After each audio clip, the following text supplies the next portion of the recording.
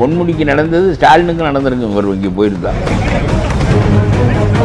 நேற்று வரை பொன்முடியை அமைச்சராக, அவரை ஆற்றல் வாய்ந்த மனிதராக பார்த்து அவரிடம் விண்ணப்பங்கள் கொடுத்து கொண்டிருந்த மக்கள் இப்பொழுது சேற்றை வாரி அடிக்கிறார்கள் என்று சொன்னால் மக்களுக்கு எந்த அளவு எரிச்சல் ஏற்பட்டிருக்குது. இந்த மாதிரி நிலை வருகிற போது வந்து பார்த்து சுற்றி விட்டு போய்விட்டால் எங்களுக்கு எல்லாம் நீங்கி விடுமா?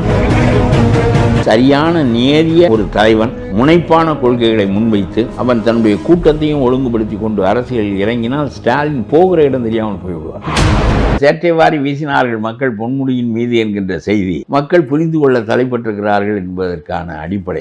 பெருவாரியான மக்கள் சாதாரணமான மக்கள் நேற்று வரை பொன்முடியை அமைச்சராக, அவரை ஆற்றல் வாய்ந்த மனிதராக பார்த்து அவரிடம் விண்ணப்பங்கள் கொடுத்து கொண்டிருந்த மக்கள் இப்பொழுது சேற்றை வாரி அடிக்கிறார்கள் என்று சொன்னால் அவருடைய சட்டைகளில், அவர் மகன் சட்டையில் எல்லாம் தெளிவாக தெரிகிறது மக்களுக்கு எந்த அளவு எரிச்சல் ஏற்பட்டிருக்குது. ஏண்டா எங்களை சுரண்டுகிறவர்கள் நீங்கள், இந்த மாதிரி நிலை வருகிற போது வந்து பார்த்து சுற்றி விட்டு போய்விட்டால் எங்களுக்கு எல்லாம் நீங்கி விடுமா என்கின்ற கேள்வி அந்த மக்களிடம் இருக்கிறது. 3 ஆண்டு சிறை தண்டனை பெற்றவரை அமைச்சராக வைத்திருக்கிறது திமுக. 3 ஆண்டு சிறை தண்டனை பெற்று அதை நிறுத்தி விட்டு வந்தால் அவர் அமைச்சராகலாம். செந்தில் பாலாஜி போல 1.5 ஆண்டுகள் உள்ளே இருந்து விட்டு வந்தால் அவர் அமைச்சராகலாம். இப்பொழுது கேள்வி அங்கே எழுப்பப்படுகிறது உயர்நீதிமன்றத்தில். ஆகவே 1 கோடி பேர் இருக்கிறார்கள் இந்த கட்சியில் என்று சொல்லுகிறார்கள். 134 எம்எல்ஏயில் வேறு ஒரு ஆளை நியமிக்க முடியாதா? முதலில் மக்களிடம் ஒழுங்குபடுத்தி கொண்டு வாருங்கள் என்று சொல்ல முடியாது. முதலில் தண்டனை பெற்ற பொன்முடி இவர்கள் தான் மீண்டும் மீண்டும் மந்திரிகளாக ஆக்கப்படுவார்கள்.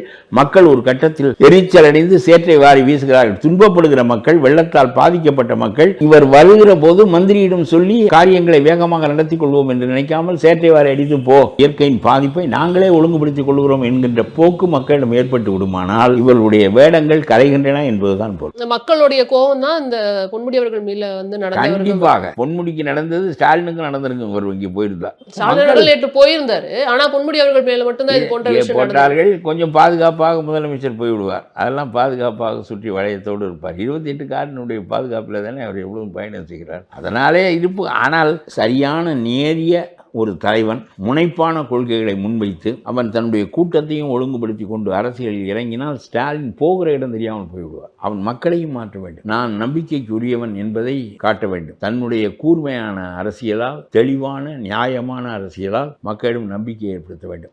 40க்கு 40 வாங்கிய அரசு அப்படிங்கிறப்ப யோசிக்க வேண்டிய விஷயமா இருக்கு. 40க்கு 40 தமிழக மக்கள் தான் கொடுத்தாங்க.